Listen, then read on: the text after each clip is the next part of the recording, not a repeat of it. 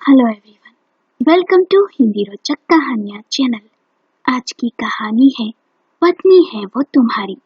अगर आपको कहानी पसंद आए तो वीडियो को लाइक करें, शेयर करें और चैनल को सब्सक्राइब करें।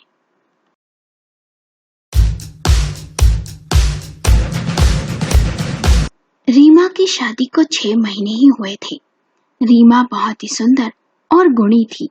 उसने कम समय में ही सास ससुर का दिल जीत लिया था।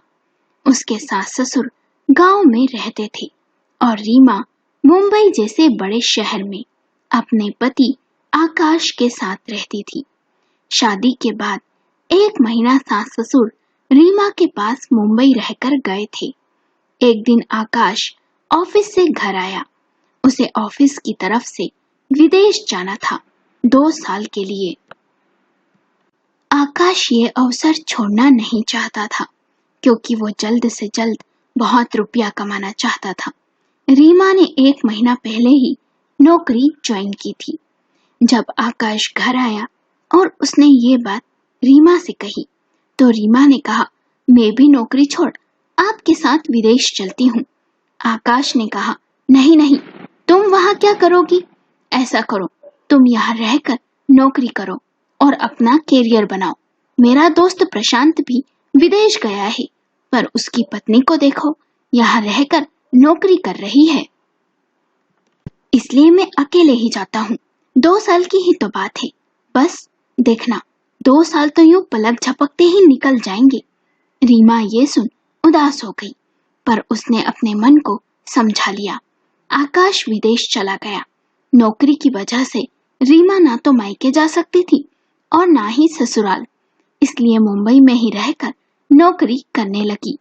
करीब 9 महीने बीत गए। आकाश के घर में काम करने जमुना आती थी, जो पिछले 2 साल से काम कर रही थी। एक दिन जमुना ने रीमा की सास वसुधा को फोन किया। वसुधा ने जमुना को एक बार अपना मोबाइल नंबर दिया था और कहा था कि जब भी कोई जरूरी बात हो तो मुझे फोन कर देना। जमुना ने तुरंत वसुधा को मुंबई आने को कहा। साथ ही जमुना ने ये भी कहा कि आप अपने आने की खबर रीमा मैम साहब को मत देना और ये भी मत कहना कि मैंने आपको यहाँ आने को कहा है। वसुधा जमुना की बात सुन परेशान हो गई कि आखिर ऐसा क्या हो गया जो मुझे फौरन जमुना ने मुंबई आने को कहा और रीमा को बताने से क्यों इनकार किया। अगले दिन का टिकट ले रात की ट्रेन में बैठ वसुधा सुबह मुंबई पहुंच गई और वहां से कैब ले रीमा की सोसाइटी। जैसे ही कैब से वसुधा सोसाइटी के गेट पर उतरी कि उसे जमुना नीचे ही मिल गई। जमुना को देख वसुधा ने पूछा, ऐसा कौन सा तूफान आ गया जो मुझे तूने फोन करके यहाँ बुला लिया? जमुना ने कहा, पहले आप अंदर तो चले, मैं आपको सब बताती हूँ। फ्लैट में प्रवेश करते ही जमुना ने कहा, अच्छा हुआ माँ जी आप आ गई। देखिए, आकाश भैया ने विदेश जाने से पहले मुझे कहा था कि जमुना, इस घर का और रीमा का ख्याल रखना तेरी जिम्मेदारी है, इसलिए मैंने आपको फोन कर बुलाया। अब इस घर को बर्बाद होने से आप ही बचा सकती हैं। वसुधा ने कहा, सीधे सीधे बता, पहेलियां मत बुझा जमुना। जमुना ने कहा, बात यह है माँ जी कि आकाश भैया को जाने को 3 महीने ही हुए थे कि तब से रीमा मैम साहब देर रात घर लौटती है। वो नशे में होती है, उनके मुंह से दुर्गंध आती है। वसुधा ने कहा, ये क्या बोल रही है तू? जमुना ने कहा, भगवान की कसम माँ जी, झूठ बोलूं तो मर जाऊं। मेम साहब को नशे की लत लग गई है। यदि आपको यकीन ना आए तो आज रात जब वे ऑफिस से लौटे तब खुद ही अपनी आंखों से देख लेना। वसुधा जमुना की बातें सुन हैरान परेशान सी थी। वसुधा नहा कर तैयार हो गई। जमुना ने खाना लगा दिया। बैठे बैठे मन विचलित सा हो रहा था। सोचने लगी, रीमा कितनी समझदार लड़की है। रोज मेरी उससे फोन पर बातें होती थी, पर कभी ऐसा लगा नहीं कि वो ये सब करेगी। कभी भी हम दोनों सास बहू में कोई कहा सुनी भी नहीं हुई। ये जमुना खुद उसका गुणगान करती थी कि कितनी अच्छी बहू मिली है माँ जी आपको। फिर आज ऐसा क्या हो गया जो ये जमुना ही मुझसे उसकी शिकायत कर रही है। सब सोच सोच कर मन दुखी हो गया। सारा दिन वसुधा बेचैनी से रात का इंतजार करने लगी। करीब रात के 12:30 बजे के आसपास दरवाजे की घंटी बजी। जमुना ने कहा, जरूर रीमा मेम साहब ही होगी। जमुना ने दरवाजा खोला और रीमा अंदर आई। जैसे ही उसने अपनी सास को देखा तो लड़खड़ाती जुबान से बोली, मम्मी जी आप यहाँ? वसुधा ने कहा, हाँ, मन किया तुमसे मिलने का तो आ गई। तुम इतनी देर से घर आ रही हो? ऑफिस तो 9 बजे ही छूट जाता है ना? रीमा ने कहा, हाँ, वो मेरी एक सहेली के बच्चे का जन्मदिन था, इसलिए देर हो गई। वसुधा रीमा की नजरों से भाप गई कि वो झूठ कह रही है। वसुधा ने कहा, जा तू हाथ मुंह धो ले, फिर हम दोनों खाना खाते हैं साथ बैठकर। रीमा हड़बड़ाते हुए बाथरूम में चली गई और सोचने लगी, अच्छा हुआ आज मैंने थोड़ी कम ड्रिंक की, नहीं तो मम्मी जी को सब पता चल जाता। पता नहीं उस जमुना ने क्या क्या कहा होगा मम्मी जी से। अच्छे से नहाकर और तैयार हो रीमा कमरे से बाहर आई। वसुधा उसका खाने पर इंतजार कर रही थी। दोनों सास बहू ने खाना खाया। वसुधा ने रीमा से कुछ नहीं कहा और दोनों सोने चली गई। अगले दिन रीमा सुबह 11 बजे के आसपास ऑफिस के लिए निकल गई। उसके जाते ही वसुधा ने आकाश को फोन किया और सारी बात बताई। माँ, ऐसा नहीं हो सकता, जरूर आपको कोई गलतफहमी हुई है, आकाश ने कहा। वसुधा ने कहा, नहीं, मुझे कोई गलतफहमी नहीं हुई, मैंने खुद अपनी आंखों से देखा है। देख, ऐसा रहा ना तो तेरी गृहस्थी बर्बाद ना हो जाए कहीं। मैं बस इतना ही कहूंगी कि कोई अनर्थ हो जाए उससे पहले तू इंडिया आ जा। और हाँ, इस बारे में तू रीमा से कुछ मत कहना, समझा ना? मैं अपने हिसाब से सब देख लूंगी। आकाश ने कहा, माँ, मैं जल्द से जल्द आने की कोशिश करूंगा, पर मेरे आने तक आप वहीं रीमा के साथ रहना। वसुधा ने कहा, ठीक है, मैं यहीं रहूंगी, जरूरत पड़ने पर तेरे पापा को भी बुला लूंगी। तू चिंता मत कर, पर तू जल्दी आ जाना। रात को रीमा जल्द ही ऑफिस से घर आ गई। आज उसने इस डर से ड्रिंक को हाथ तक नहीं लगाया कि कहीं मम्मी जी को पता न चल जाए। दोनों सास बहू बैठ खाना खा रही थी कि आकाश का फोन आ गया। उसने रीमा को कहा कि 3 महीने बाद उसका काम खत्म हो रहा है, वो जल्द ही इंडिया आने वाला है। ये सुनकर भी रीमा बहुत खुश हुई। वसुधा ने भी कहा, बहू, अब जब तक आकाश आ नहीं जाता मैं तेरे साथ यहीं रहूंगी। ये सुनकर भी रीमा को बहुत खुशी हुई, पर रात को जब पलंग पर लेटी तो सोचने लगी कि जब तक मम्मी जी यहाँ मेरे साथ रहेंगी तो मैं ड्रिंक नहीं कर पाऊंगी, और फिर तो आकाश के आने के बाद क्या होगा। अगले ही पल सोचने लगी, ये मुझे क्या हो गया है, मैं हर समय पीने के अलावा कुछ सोच क्यों नहीं पाती। यदि मम्मी जी और आकाश को पता चल गया कि मैं क्लब जाती हूँ और ड्रिंक करती हूँ तो क्या होगा। ये कैसी लत लग गई है मुझे। कैसा था ना, मेरी सहेली तारा ने मुझे एक दिन कहा कि तू अकेली बोर नहीं होती, समय कैसे काटती होगी। तू चल, आज तुझे जन्नत की सैर करवाती हूँ। मैंने पूछा, कहाँ चलना है? तारा ने कहा, बस तू चल मेरे साथ, तेरा सब ये अकेलापन भूल जाएगी। उस रात तारा मुझे क्लब ले गई, जहाँ लड़के लड़कियां तेज म्यूजिक पर थिरक रहे थे। अंदर का नजारा देख मैं हैरान थी। ये सब मैंने फिल्मों में ही देखा था। फिर उसके बाद तारा के दबाव डालने पर मैंने ड्रिंक ली और मैं अपना सारा दुख दर्द अकेलापन भूल गई। उसके बाद तो सारा दिन ऑफिस में कटा और रात क्लब में। तारा एक रईस औरत थी। शुरू में अपने रुपयों से मुझे पिलाती थी, उसके बाद मेरे रुपयों से मैं पीती। शनिवार रविवार महफिल तारा के घर जमती थी। मैं जानती हूँ मैं ये सब गलत कर रही हूँ, पर अब ये सब रोकना मेरे बस में नहीं। शाम होते ही मन में एक ललक सी उठती है। ये अकेलापन मुझे काटने को दौड़ता है। उसे पीकर सब भूल जाती हूँ मैं। कई बार जमुना ने भी मुझसे कहा, वो तारा अच्छी औरत नहीं है, खुद तो तलाक ले पति से बैठी हुई है और कहीं मेम साहब आपका घर बर्बाद ना कर दे। ये शराब बहुत बुरी चीज है, मेरा पति भी इसी के चक्कर में दुनिया से चला गया। जमुना की बातें मुझे तीखी लगती, मन तो करता उसे घर से निकाल दूं, पर वो चली गई तो घर के काम कौन करेगा। ये सब सोच सोच कर रीमा बेचैन हो उठी। कब नींद लग गई पता नहीं चला। उधर आकाश को जब ये सब पता चला तो वो भी बेचैन हो गया। उसे चारों तरफ रीमा ही रीमा घूमती हुई दिखाई देने लगी। उसका मन तो किया कि अभी रीमा के पास पहुंच जाए और पूछे, ऐसा कौन सा दुख है जिस वजह से तुम्हें इस चीज का सहारा लेना पड़ा। उधर रीमा सुबह उठ ऑफिस चली गई। वसुधा का मन नहीं लगा तो सोचा आज स्टोर रूम की सफाई ही कर दूं। सफाई करते समय वसुधा को कुछ लिखी हुई 5-6 डायरी मिली, जिसे उसने खोल कर देखा तो उसमें कुछ कहानियां लिखी हुई थी। हैंड राइटिंग देख वो समझ गई कि ये कहानियां बहू ने लिखी है। वसुधा हॉल में बैठ वो डायरियां पढ़ने लगी। बहुत ही सुंदर कहानियां हैं, दिल छू लिया। बहू को कहानियां लिखने का भी शौक है, मुझे तो पता ही नहीं था। बहू को ऑफिस से आने दो, पूछूंगी इस गुण के बारे में उसने मुझे क्यों नहीं बताया।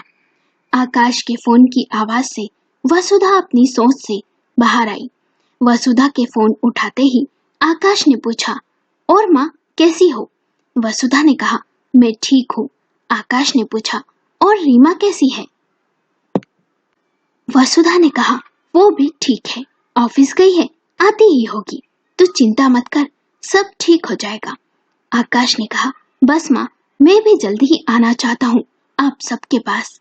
कुछ देर बात कर आकाश ने फोन रख दिया। शाम के 5 बजे ही रीमा आज ऑफिस से घर आ गई। वो थोड़ी चिंतित थी। वसुधा ने पूछा, क्या हुआ, कुछ परेशान है। रीमा ने कहा, नहीं मम्मी जी, बस थोड़ा सा सरदर्द है, आराम करूंगी तो ठीक हो जाएगा।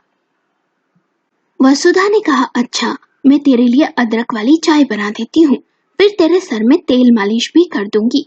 वसुधा चाय बनाने रसोई में चली गई। दोनों सास बहू ने चाय पी और फिर वसुधा रीमा के सर में तेल मालिश करने लगी। तेल मालिश करते करते वसुधा ने रीमा से पूछा, बहू तुम्हें लिखने का भी शौक है। रीमा ने हैरानी से वसुधा को देखा और बोली, आपको कैसे पता। वसुधा ने कहा, आज स्टोर रूम में मुझे तुम्हारी कुछ डायरियां मिली जिसमें बहुत ही सुंदर कहानियां हैं। रीमा ने कहा, जाने दीजिए, अब उन कहानियों का कोई मतलब नहीं, आप उन डायरियों को रद्दी में दे देना। वसुधा ने पूछा, क्यों, उन्हें रद्दी में क्यों दे दूं? अरे कितनी गुणी हो तुम। रीमा ने नम आंखों से कहा, नहीं मम्मी जी, अब उन सब का कोई मतलब नहीं। वसुधा ने कहा, क्यों, कोई मतलब क्यों नहीं, क्या समस्या है, मुझे बताओ तो सही। रीमा ने कहा, मम्मी जी मुझे बचपन से ही लेख, छोटी छोटी कहानियां पढ़ने का बहुत शौक था और मैंने कई कहानी और लेख भी अखबार के लिए लिखे। फिर मेरी कुछ किताबें भी छपी जिन्हें काफी सराहना भी मिली। मुझे उसके लिए पुरस्कार भी मिला। फिर मेरी शादी आकाश से हो गई। शादी के बाद मैंने एक उपन्यास लिखा और वो सारी छपी हुई किताबें, ये डायरियां मैंने आकाश को दिखाई। मुझे लगा था ये जान वो बहुत ही खुश होंगे, पर वे नाराज हो गए और बोले, इन फालतू काम में तुम्हें क्या मिलेगा, सिर्फ 4 पैसे। इन बेकार के काम को छोड़ो और कोई नौकरी करो जिससे अच्छी कमाई हो और बैंक बैलेंस बढ़े। जब मैंने कहा, मुझे बहुत शौक है, मुझे नौकरी में कोई दिलचस्पी नहीं, तो आकाश बोले, मेरे बेस्ट फ्रेंड प्रशांत की पत्नी को देखो, लाखों कमा रही है, और तुम्हें देखो, इतना पढ़ी लिखी हो तो कुछ अच्छे काम में उसका सदुपयोग करो। प्रशांत की पत्नी जैसा बनो जिससे मुझे तुम्हें 4 लोगों से मिलाने में गर्व हो, ना कि शर्म आए।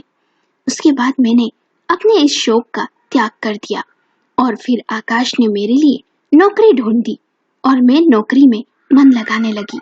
मैं आकाश को नाराज नहीं करना चाहती थी मम्मी जी। मेरा एक नामी लेखिका बनने का सपना टूट गया। रीमा रोने लगी।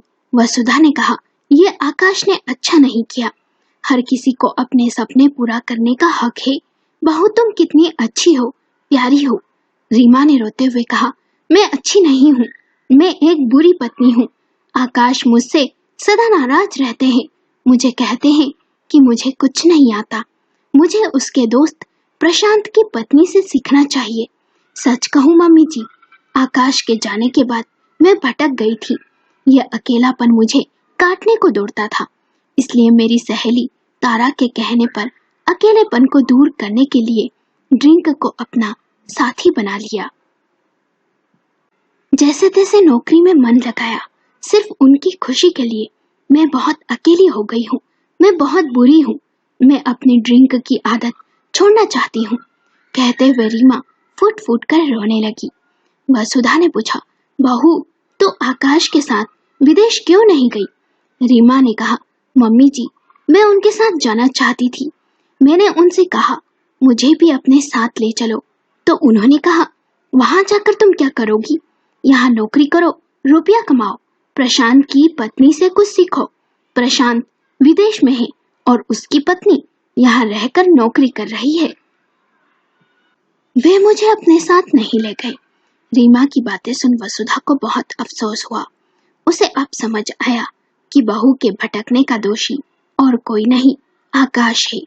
वसुधा ने कहा, तुम बहुत अच्छी हो बहू, किसी के लिए तुम्हें अपने आप को बदलने की जरूरत नहीं। और कल ही ऑफिस जाओ और इस्तीफा दे दो। अब चुप हो जाओ, मैं हूं ना तुम्हारे साथ। रीमा ने कहा, पर आकाश नाराज हो जाएंगे। वसुधा ने कहा, नहीं होगा। मैंने कहा ना, नौकरी छोड़ दो और वही करो जो तुम्हें अच्छा लगे। अगले दिन रीमा ने ऑफिस जाकर इस्तीफा दे दिया। वसुधा बहुत ही चिंतित थी। बैठे बैठे कुछ सोचने लगी। फिर अपने पति से किसी का नंबर ले उन्होंने कॉल किया। शाम को जब रीमा ऑफिस से घर आई तो वसुधा ने कहा, बहू मुझे वो तूने जो उपन्यास लिखा है वो दिखा। रीमा खुशी से जाकर उस उपन्यास को ले आई। वसुधा ने उसे पढ़ा और बोली, ये तो बहुत ही अच्छा लेख है। मैं चाहती हूँ तुझे तेरे हुनर को एक पहचान मिले। कल हम रतन कुमार से मिलने चलेंगे। रीमा ने कहा, मम्मी जी वे तो बहुत ही बड़े लेखक हैं। वसुधा ने कहा, हाँ, और तेरे ससुर जी के अच्छे दोस्त भी हैं। जानती है, वे हमारे ही गांव से हैं। अगले दिन दोनों सास बहू रतन कुमार से मिली और वसुधा ने उन्हें रीमा के हुनर के बारे में बताया। उन्हें वो डायरी और उपन्यास भी दिखाया। रतन कुमार ने कहा, आप ये सब मेरे पास छोड़ जाएं, मैं इन्हें देखकर आपको फोन कर बताऊंगा। 3 दिन बाद रतन कुमार ने वसुधा को कॉल किया और कहा, बहुत ही सुंदर और शिक्षाप्रद कहानियां हैं और उपन्यास तो बहुत ही अच्छा लिखा है आपकी बहू ने। क्या आप रीमा से मेरी बात करवाएंगी? वसुधा ने फोन रीमा को दे दिया तो रतन कुमार ने कहा, क्या मैं उस उपन्यास को एक नाम देकर उसे पब्लिश करवाऊं तो तुम्हें कोई आपत्ति तो नहीं? रीमा ने कहा, जी जरूर। फिर रतन कुमार ने कहा, मैं उसे तेरे मेरे हसीन सपने नाम देना चाहता हूँ क्योंकि उसमें पूरी कहानी पति पत्नी की है। रीमा ने कहा, जी यह तो बहुत ही अच्छा शीर्षक है। और रतन जी, आपसे एक रिक्वेस्ट है, वहाँ लेखिका का नाम एकता लिखना। रतन कुमार ने कहा, ऐसा क्यों? रीमा ने कहा, मेरे बाबूजी बचपन में मुझे एकता नाम से बुलाते थे। ये मैं उन्हें समर्पित करना चाहती हूँ। उन्होंने ही मेरे शौक को देख लिखने के लिए प्रेरित किया मुझे। रतन कुमार ने कहा, ठीक है। दोनों सास बहू खुश थी। वसुधा सोचने लगी, अब कम से कम बहू उस तारा से तो दूर रहेगी। 1 महीने बाद रीमा का उपन्यास मार्केट में आया। उसने कुछ ही दिनों में बहुत धूम मचा दी। उसी के 15 दिन बाद आकाश विदेश से लौटा। वसुधा ने आकाश को पहले ही फोन पर कह दिया था कि रीमा से कुछ नहीं कहे, वो अपने हिसाब से सब देख लेगी। आकाश को देख रीमा की खुशी का ठिकाना नहीं था। जब आकाश फ्रेश होकर हॉल में आकर बैठा तो वसुधा ने उसे उपन्यास तेरे मेरे सपने देते हुए कहा, बेटा तू ये किताब जरूर पढ़ना। मैंने पढ़ी, मुझे बहुत ही दिलचस्प लगी। आकाश ने कहा, माँ मुझे इन सब में कोई दिलचस्पी नहीं है, प्लीज। और मैं अभी अभी आया हूँ और आप ये लेकर बैठ गई। वसुधा ने कहा, मैंने कहा ना तू पढ़, तो बस पढ़। आकाश ने कहा, ठीक है, आपके लिए पढ़ लेता हूँ। आकाश ने 2 पन्ने पढ़े। उसे बहुत ही अच्छा लगा। पढ़ते पढ़ते दोपहर से रात हो गई। उसे समय पता ही नहीं चला। पढ़ने के बाद वसुधा से बोला, सच में माँ, बहुत ही अच्छा और दिलचस्प था। रात को जब रीमा बेडरूम में सो रही थी, तब आकाश वसुधा के पास गया और बोला, माँ, रीमा से बात करूं क्या मैं कि उसने ऐसा क्यों किया? वसुधा ने कहा, तू जानना चाहता है उसने ऐसा क्यों किया? उसकी वजह और कोई नहीं, तू है आकाश। रीमा कितनी अच्छी और गुणी है, फिर तू क्यों उसकी तुलना तेरे दोस्त प्रशांत की पत्नी से करता है? हर किसी में अपना गुण होता है, हुनर होता है। वो एक लेखिका बनना चाहती थी, तो तूने क्यों उसे नौकरी करने के लिए दबाव बनाया? वो तेरे साथ विदेश जाना चाहती थी, तूने उसे ले जाने से इनकार कर दिया और नौकरी के लिए कहा। जानता है, तेरे जाने के बाद वो कितनी अकेली हो गई थी। उस अकेलेपन में उसका साथी था वो नशा, जिसे कर वो सब दुख दर्द भूल जाती थी। तेरे पास क्या कमी है? रुपया है, घर है, तो तू क्यों और रुपया कमाने के चक्कर में तेरी गृहस्थी को बर्बाद करना चाहता है? अरे, पत्नी है वो तेरी, उसकी इच्छा और भावना का मान रखना तेरी जिम्मेदारी है।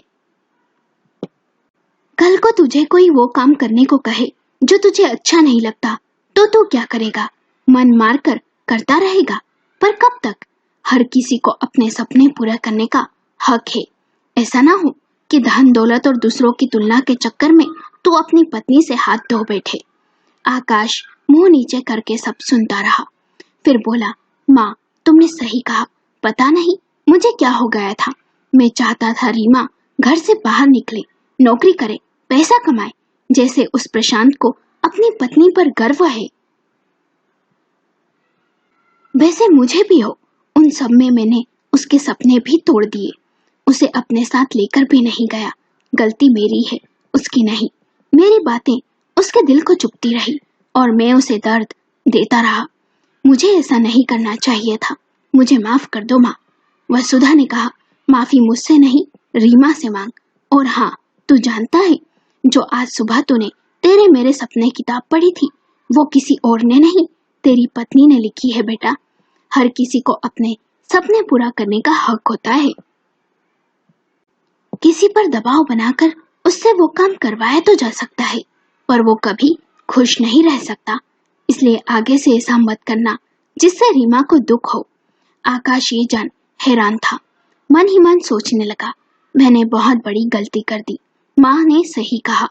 उसी समय आकाश रीमा के पास गया और उसका हाथ पकड़ लिया। रीमा की नींद खुल गई और आकाश को अपने सामने बैठ देख बोली, क्या हुआ, आप सोए नहीं? आकाश ने कहा, सॉरी रीमा, मैंने तुम्हारा बहुत दिल दुखाया। पत्नी की इच्छा और भावनाओं का ख्याल रखना एक पति का कर्तव्य होता है, और मैंने तुम्हारे साथ बहुत बुरा किया। तुम्हें तुम्हारे सपने से दूर कर दिया, नौकरी के लिए दबाव बनाया, तुम्हारी तुलना अपने दोस्त की पत्नी से की, तुम्हें नौकरी के चक्कर में विदेश भी नहीं ले गया। ये तक न सोचा तुम अकेले यहाँ कैसे रहोगी। मैं एक अच्छा पति नहीं हूँ। रीमा ने कहा, बस कीजिए, आपको अपनी गलती का एहसास है, ये मेरे लिए बहुत है। गलती मुझसे भी हुई है। मैंने भी अकेलेपन में उस नशे को अपना साथी बनाया, मुझे भी माफ कर दीजिए।